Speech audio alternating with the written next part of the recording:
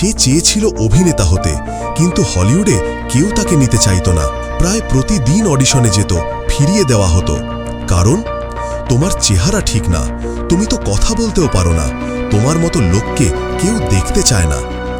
একদিন এক এজেন্ট তার মুখের উপর বলে, তোমার এই মুখ আর এই গলার স্বর নিয়ে তুমি কিভাবে বড় অভিনেতা হতে চাও? একটা, দুটো না, এক টানা 1500 বার অডিশন দিয়েছে সে, আর প্রত্যেকবার ফিরিয়ে দেওয়া হয়েছে।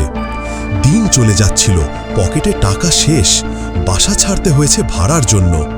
খেতে না পেয়ে সে এমন জায়গায় চলে গিয়েছিল যেখানে জীবনের সবচেয়ে কঠিন সিদ্ধান্ত নিতে হয়েছিল। তার প্রিয় কুকুরটাকে বিক্রি করে দিয়েছিল মাত্র $25। নিজের চোখের সামনে প্রাণপ্রিয় সাথীটা চলে যাচ্ছে, এটা সহ্য করতেও পারছিল না, কিন্তু কিছু করার ছিল না।